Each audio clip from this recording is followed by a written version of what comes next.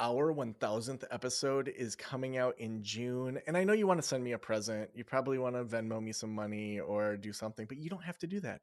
The best present you could give me is to go do a review. We are trying to get 1,000 reviews of the podcast by the 1,000th episode. If there's an episode that stands out to you, something that's impacted you, and you've never done a review for Practice of the Practice, head on over to your favorite place that you listen to the podcast and do a review. We are trying to get 1,000 reviews by our 1,000th episode. Would love for you to go leave us a review for the Practice of the Practice podcast.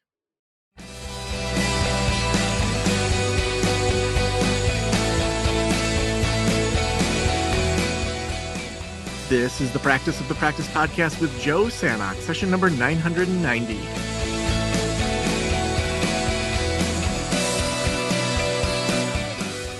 I'm Joe Sanok, your host, and welcome to the Practice of the Practice podcast. We have just kicked off in the last episode our Psychedelic-Assisted Therapy series, and I'm so excited today. We're going to be talking about Psilocybin-Assisted Therapy retreats and the kinds of trainings that you can get in this, all sorts of different things that we're talking about. Before we dig into that, our attorneys just want to remind you, and I want to remind you that some of the things we talk about in this series are federally illegal in the United States. There's a lot that the FDA is starting to change with that, but always consult your own attorney in regards to what you're planning to do. This is for informational purposes. Today, we're going to be talking about all sorts of different things with Catherine Warnock. Now, Catherine is part of Mariposa Counseling Center, which offers individual, couples, and family counseling in the traditional sense. In addition, they offer plant therapy life coaching to include dosing, microdosing of cannabis, herbal medicine, and psilocybin. Psilocybin-assisted therapy retreats are conducted mostly in Colorado to help individuals resolve trauma and the accompanying issues that result from unresolved trauma, such as depression, anxiety, PTSD, anger, relationship issues, shame, guilt, and self-esteem. Catherine, welcome to the Practice of the Practice podcast. Thank you for having me. I'm so excited to have you on the show. And I'm really excited about what's happening in the movement around psychedelic assisted therapy, where more and more training and standardization and discussions about just so many different things around it. And even just doing this series and just hearing from different people that are a part of this movement.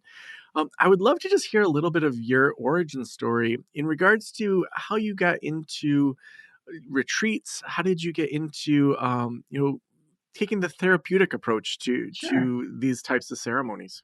Sure. Yeah. So I have been a counselor since 2015. And one of the things that I really did focus on, even in the beginning, was transformation. I think talk therapy is very valuable for self discovery, self awareness, but to actually affect change in people's lives, to actually help them be relieved of their trauma, their PTSD, anxiety, depression, I've always focused more on the transformational modalities, things that involve what I call memory reconsolidation. Examples include EMDR, IFS. I've actually developed even my own method called emotional triggers treatment. But these are all modalities that actually do neuroplasticity of the brain. There's actual changes that occur with new pathways that allow people to actually, gain unstuckness and relief from the experiences they've had in their life. And my own personal journey is that I actually was diagnosed with depression when I was about 19. I am 55 now. And I had been on antidepressants for about 25 years of my life, fully expecting to be on them for the rest of my life. And okay with that. Just I had come to a place of acceptance around that. But then I actually did get cancer about 3-4 years ago, which really changes everything for a person. You really start examining things. And one of the things that I was researching was these end of life techniques and these studies, these clinical trials that were being done, mostly at Johns Hopkins University as well as in Canada, around psychedelics. And I thought, wow, I was looking at the research and I was looking at the data and seeing how it was really helping people resolve things like the main things I saw with cancer was anger, fear, guilt, and shame. And I thought, wow, so there's some memory reconsolidation going on here of some sort. Um, I then, of course, decided to research it. I actually ended up going to Canada to get trained at Therasil as to how to actually use this therapeutically. And eventually did go ahead and used it myself because, well, I'm not going to expect anybody else to believe that this works if I don't try it myself.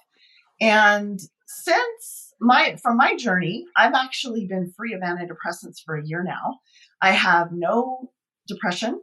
I actually thought my depression was genetic, mostly because I was raised in a family where there's lots of depression. Parents, grandparents, aunts, uncles, etc. And what I've pretty much learned through my personal journey with psilocybin is that most of my depression was just trauma. It was just trauma related. And once I was able to kind of to clear that through the use of psilocybin, which kind of circling back to memory reconsolidation, I haven't found anything to be more powerful when it comes to neuroplasticity than psychedelics. All the modalities that exist out there are really, really good, and they do affect change. But sometimes there's some subconscious resistance that happens, and psilocybin cuts right through that. And so I'm proud to say I've been antidepressant free for a year. And I did have some emotion regulation issues shortly after getting off antidepressants because, well, antidepressants numb you. And so that is a part of it. But now I do not have any depression. And so when I started realizing, wow, this does something that I haven't been able to find any other modality that does the same, that's when I started, like I said, when got trained, started kind of integrating more into the community. I attend, like weekly peer groups, that kind of thing. And then I started having clients ask me, when are you going to do this? When are you going to offer this? I work both in Colorado and New Mexico, and I was having clients in both locations. Colorado, mostly because it's decriminalized, and New Mexico, mostly because it's the land of enchantment. And people are asking about this. And it got to the point where they're like, look, we're going to do this, like with or without you. And I thought, well, I'd rather have, provide best practices and a safety around these for clients. And it's been absolutely unparalleled in the healing and growth that I've seen in the retreats that I've been doing over the past year to year and a half. I've also been doing a lot of trainings where I also incorporate experiential experiences for practitioners. And it's just been unbelievable. Mm. Now, for the retreats, are you also doing solo sessions, or is it just group retreats? Yeah, no, we do offer private retreats. Obviously, those are going to cost more. But I also want to make it really clear that when I say a group retreat, it doesn't look very much like what you see like in Costa Rica or Jamaica. Those are very much kind of more spiritual shamanistic focus, which they're fantastic. I'm not saying anything negative about them, but we focus on trauma resolution and self-awareness and self-exploration. So we're kind of doing things in more of like a private setting. So even if it's a group situation, everybody is still getting their own space, their own bedroom. Mm-hmm. I rent an Airbnb. Everybody has their own space so that they're not having to overlap their experiences with other people. I always make sure, like, I have co-facilitators. I'm never doing this alone. We're making sure that everybody is safe. But yes, we do offer private as well as group.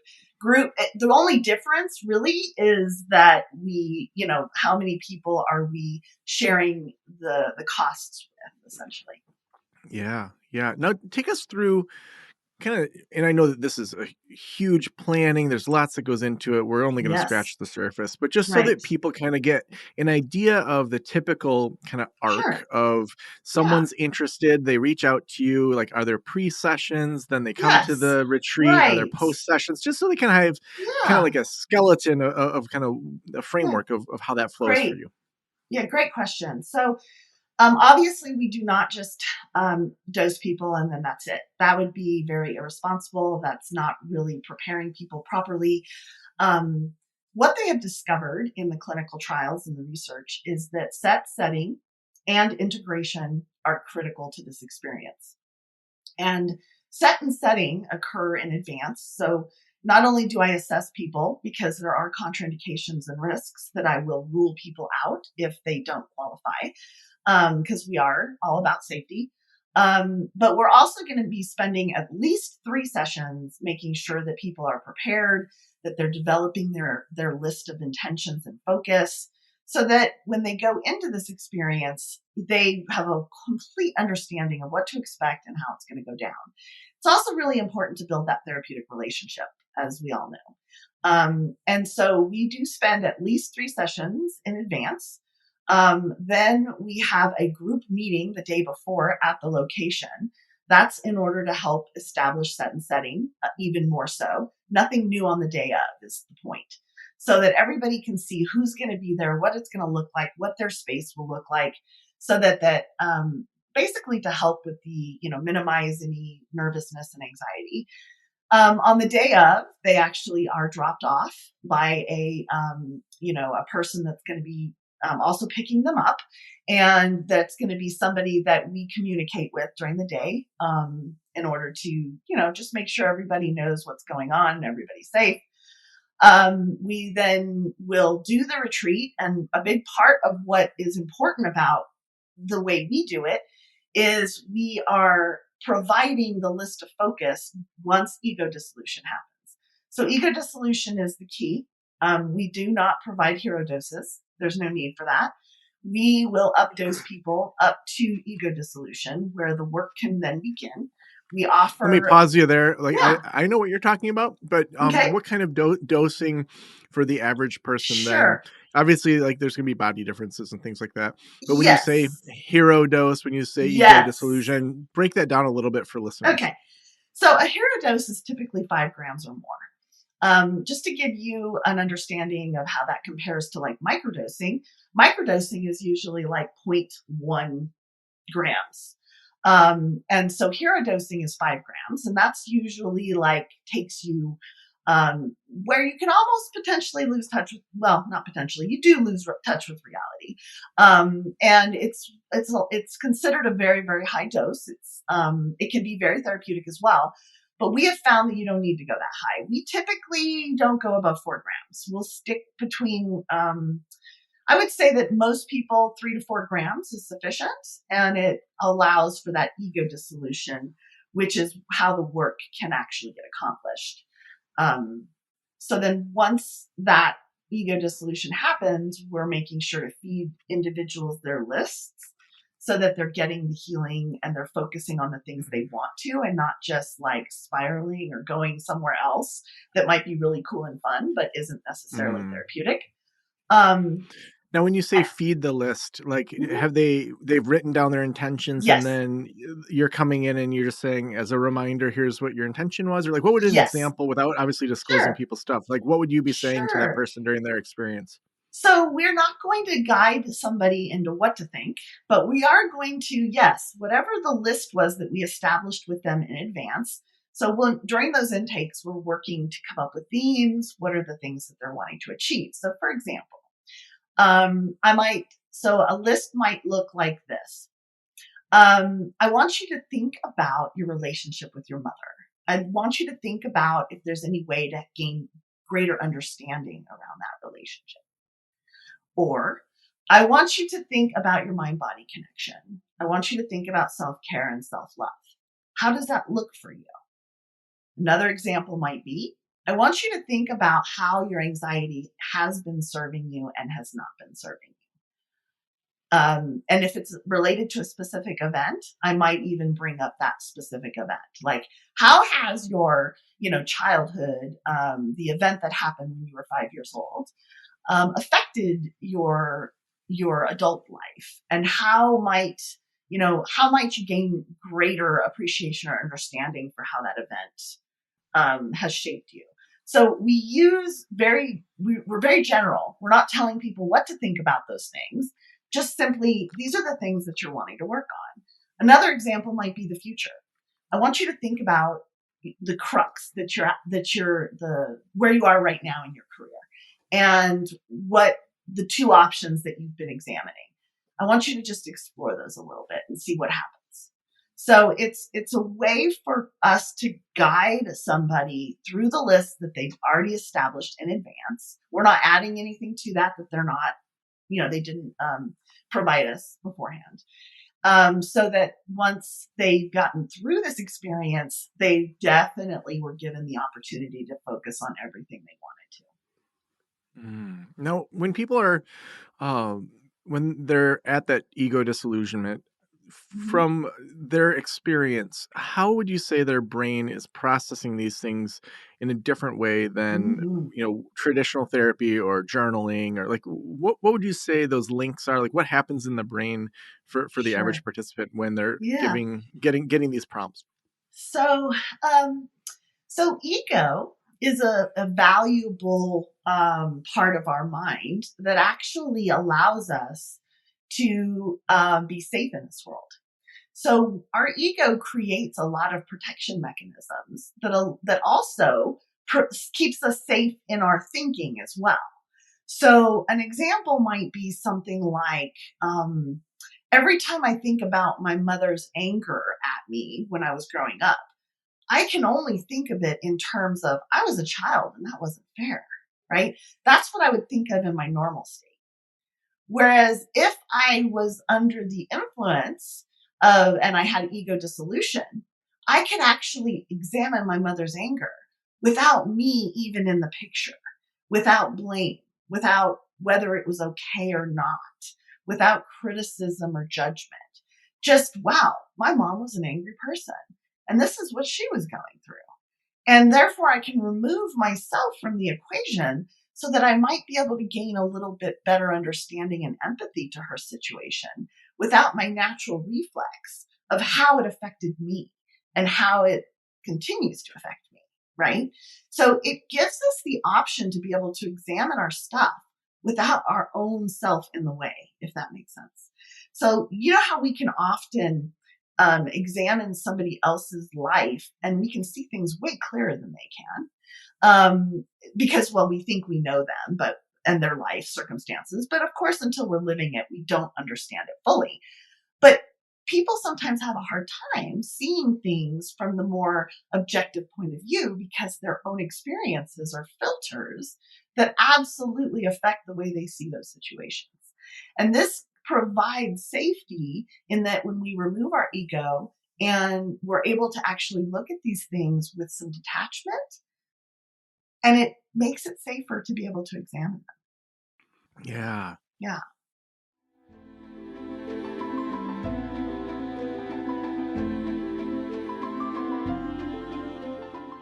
Imagine the impact you could have with your clients when you are able to practice the most cutting edge modality available today. Psychedelic therapy is the future of mental health care, and the Integrative Psychiatry Institute will empower you with the tools and knowledge you need to master this exciting modality. IPI's comprehensive training and in person experiential practicums will elevate you both personally and professionally. This in depth curriculum is the gold standard certification in the field. When you join, you will step into a global community of thousands of innovative colleagues who are integrating psychedelic therapy into their practices. Visit psychiatryinstitute.com/apply, where you will find all the information you need about IPI's training. And when you visit psychiatryinstitute.com/apply, you will also receive IPI's free e-report on the current state of psychedelic therapy, so you can get the most up-to-date information immediately. Again, that's psychiatryinstitute.com/apply to learn more about the training and get your free report. So on the day of, as people are coming out of the experience, what happens Mhm. next?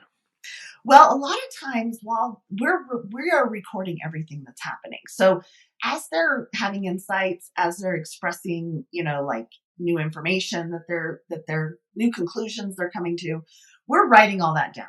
And as they're coming out of it in the last third of the experience, there's a lot of processing that is happening. People sometimes will journal. Sometimes people just want to talk about it and just process through it. But that's also a time when we're starting to offer coffee, tea, some light snacks to sort of like kind of reorient them back to their, external environment. One of the things that psilocybin does is it slows down your digestive system significantly. So people usually, as they're coming out of it, are expressing a little bit of hunger. They're reorienting themselves to the world, and so we're there to just again provide them safety, document everything that they've experienced. Because the one thing I didn't get to finish talking about before, which I think now is a good time to bring that up, is integration. Integration occurs afterwards. So, in addition to the 3 intakes, the group meeting, the retreat, there's integration that happens afterwards. And I include a minimum of 2 integration sessions. So, once this experience has happened, the brain is going to demonstrate neuroplasticity for 30 days, which gives us 30 days to do the integration work. And what is integration? A lot of people are like, what is that? Well, essentially, it's allowing the clients to take their new insights and make sure that they incorporate them into permanence, so that it's not just this little thing that happened where they had this moment of different understanding and then they end up just going back to the way things were. In order for this to be successful, integration has proven through the scientific research to be absolutely fundamental and critical in order to allow the new thoughts and feelings to actually turn into new behaviors.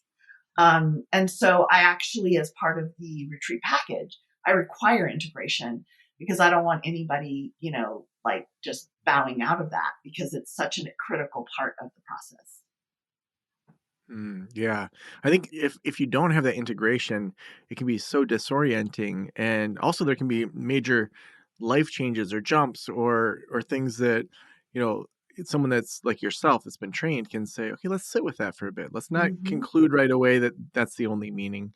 Are there any Mm-hmm. mantras during the experience that you give people if they get in a tough spot? So like my guide Mm-hmm. gave me, "Be here, stay here, don't Mm-hmm. conclude." And that's Mm-hmm. been something that's been really valuable, not just in experiences, but also Right. outside of there. To even just the don't conclude that this is the only message or this is the only thing that's happening. Are Right. there any things that you give to Yes. people as they go into those experiences? There's 2 things. There's 2 things that I say a lot. The first one is float with it. I like float with it because it's a way of like leaning in, but it doesn't necessarily use the word surrender, which can be triggering for some people. So Hmm. float with it is like a way of just sort of like, leaning in a safe way where you're not drowning, you're floating, right? The second mantra that I like to speak to a lot is that mushrooms don't always give you what you want, but mushrooms always give you what you need. Hmm. That's so true. Yes, people can go into it with expectations of, well, I want to clear these things. But sometimes mushrooms go, you know what? You can't do that until we first deal with whatever this other thing is.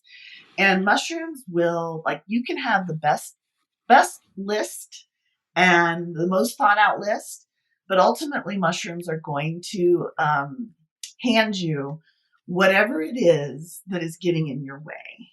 I've Hmm. learned to really trust that. I remember during my uncoupling, it was right in the middle of it. And I went and did a solo journey. I rented an Airbnb. My Hmm. guide was on Zoom. It was in the middle of the pandemic, but she was there to just kind of help me get in the right mindset. And for the whole time, it was like that feeling of when you're tangled in your sheets, and it Hmm. was the worst. And Hmm. the message I got out of it was, you want a life hack uncoupling? Like your marriage is falling apart. Mm. Like this is going to be painful. Like just get ready for the ride, Joe.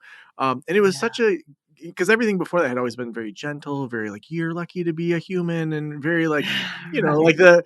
like the microbiome of the universe just kind of hugging you. And then this one that was like super disorienting, but it was so important for me to kind of have that slap in the face of just saying, Right. you think you're just gonna like dance through an uncoupling of a 17-year marriage where you then get full custody of your kids? Like it was just like, it Right. was laughing at me like, are you kidding me? Right. No, we're not gonna help you with that. That's ridiculous. So that idea, I think that's when I really learned, Hmm. like even those really tough experiences, like there's still such gold there.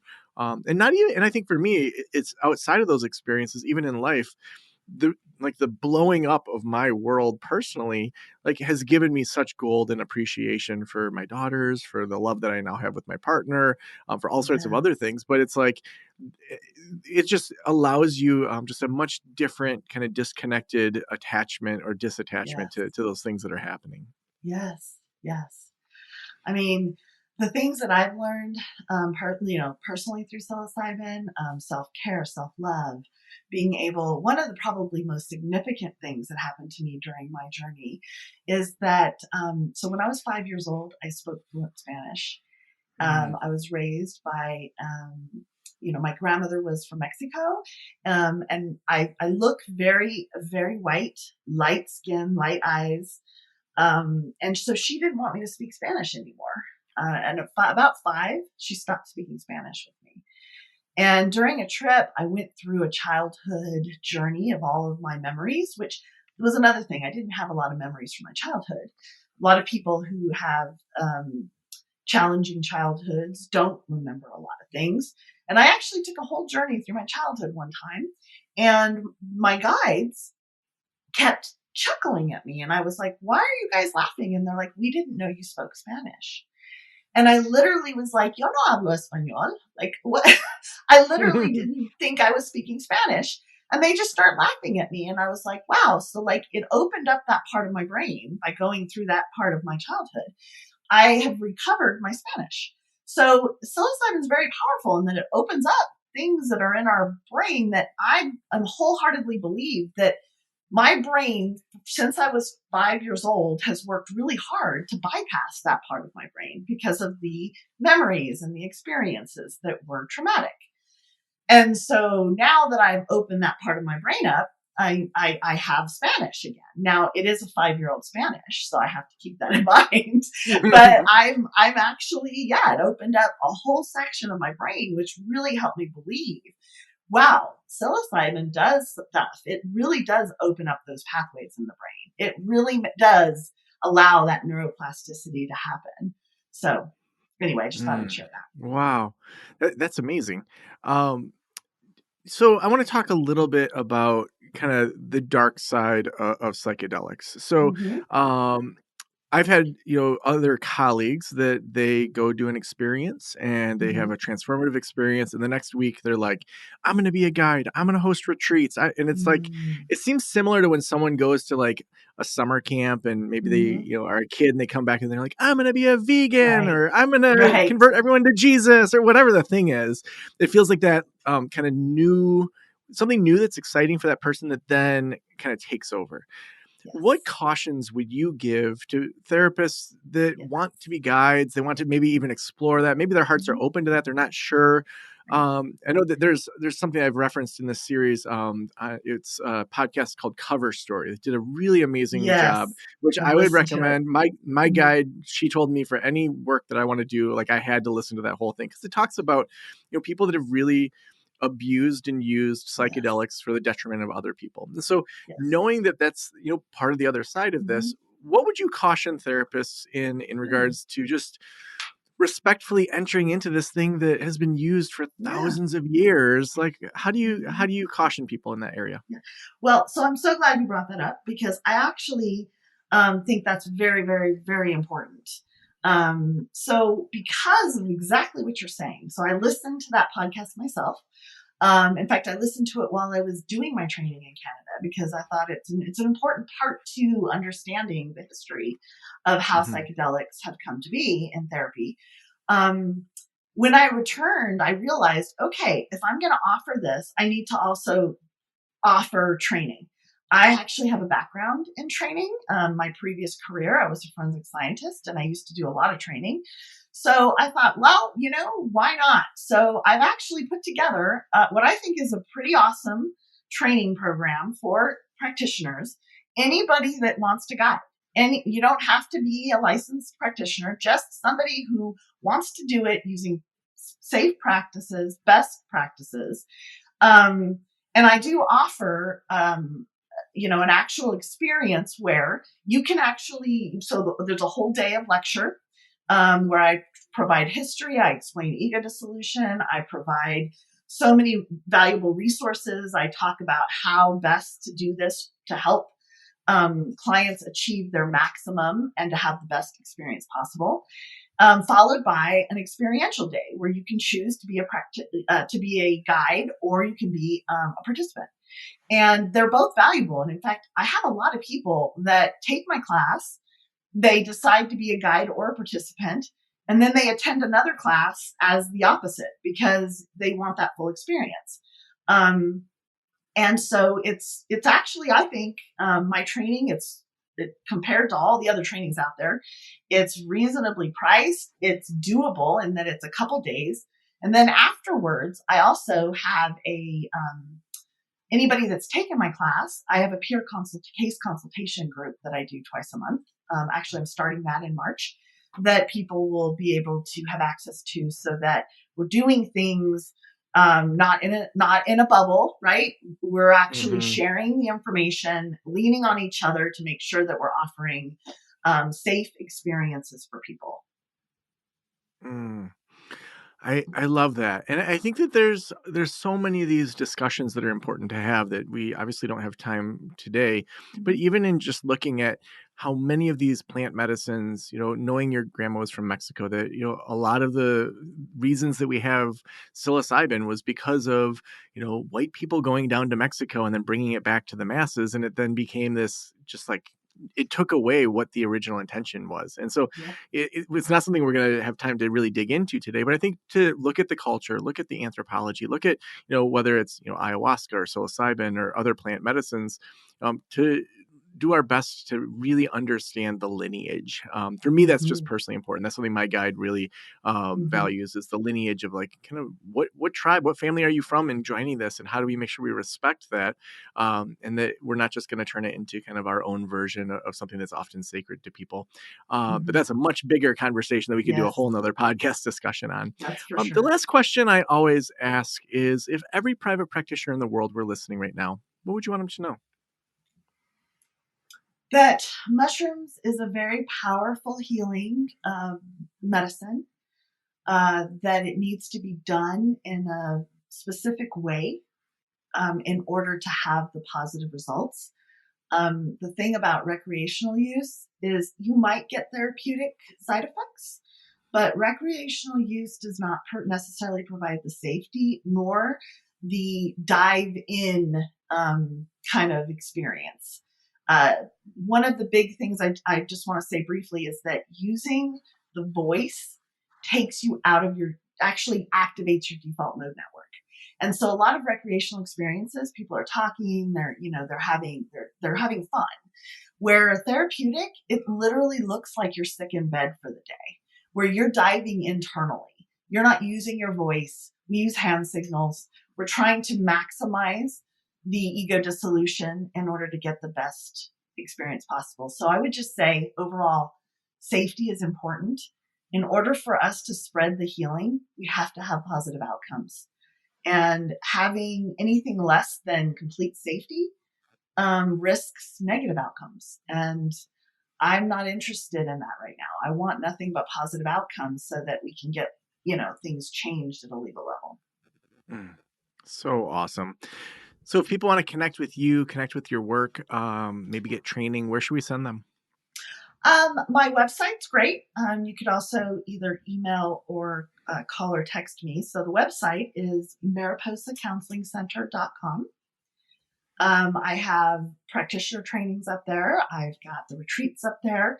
My phone number is 575-201-3334. And my email address is Catherine@mariposacounselingcenter.com. And Catherine is spelled like the classical CHEHERINE. Thank you so much for being on the Practice podcast today.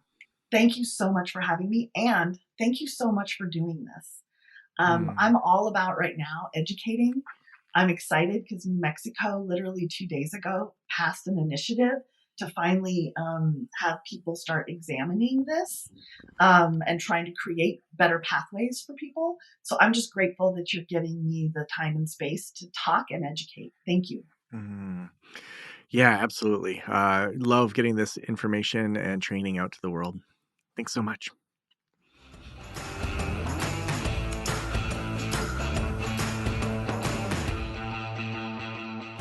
Well, thanks so much for listening today. We're doing this series as long as we have guests. I've reached out to a ton of different guests. We have probably 3 or 4 more lined up at the time of this recording. We're hoping to have this be a really robust series. I hope you're getting things out of this. Let us know if you have questions, if you need connections in that world. We're happy to connect you however we can. And we could not do this show without our amazing sponsors. If you're like me, you like to gather a lot of information before you make a new decision, like adding a new modality to your practice. That's why I'm so excited that our sponsor for this series, the Psychiatry Institute, has put together an amazing e-report called The Current State of Psychedelic Therapy. You can get that totally for free over at psychiatryinstitute.com/apply. That's where you can get that free report, The Current State of Psychedelic Therapy, again over at psychiatryinstitute.com/apply. Thank you so much for letting me into your ears and into your brain. Have a great day. I'll talk to you soon. Special thanks to the band Silence is Sexy for that intro music, and this podcast is designed to provide accurate and authoritative information in regard to the subject matter covered. It is given with the understanding that neither the host, the producers, the publishers, or guests are rendering legal, accounting, clinical, or other professional information. If you want a professional, you should find one.